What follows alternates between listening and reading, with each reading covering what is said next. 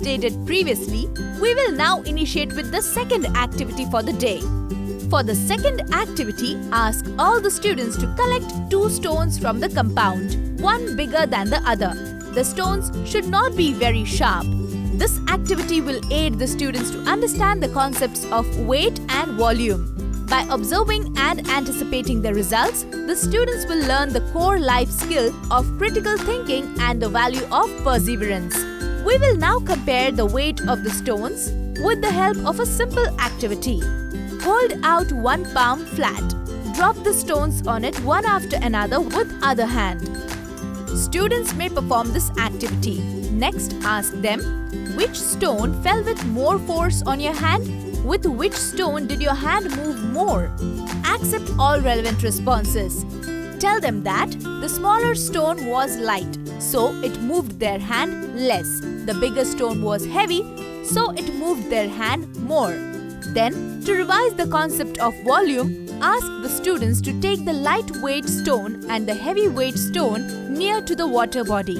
This water body can be any water body near the school compound. If there are none, fill a tub of water and then perform the activity. Tell the students that we will be dropping the stones in the water and they have to observe what happens. Let's drop the stones one by one.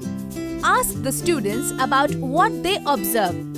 Students may say that the stone splashes water and creates rings in the water when it falls.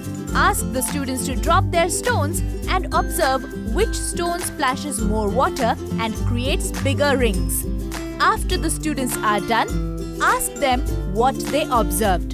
Students will possibly say that when we dropped the smaller stone in the water, less water splashed and it made smaller rings.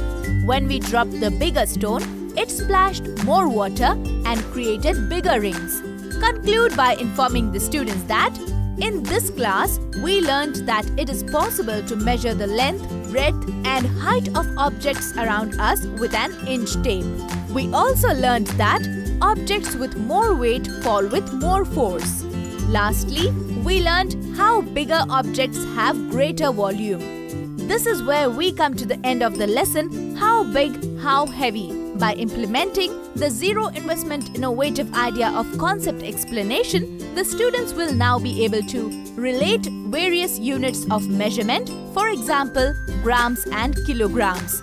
Estimate the measurement, weight and volume of objects and shapes informally as well as with instruments.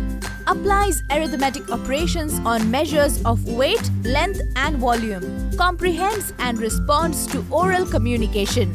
Understands and acts upon instructions in English. Attains greater environmental awareness as well as understanding of material objects. For more such interesting and innovative teaching ideas, keep watching our videos. Until then, goodbye. Happy teaching.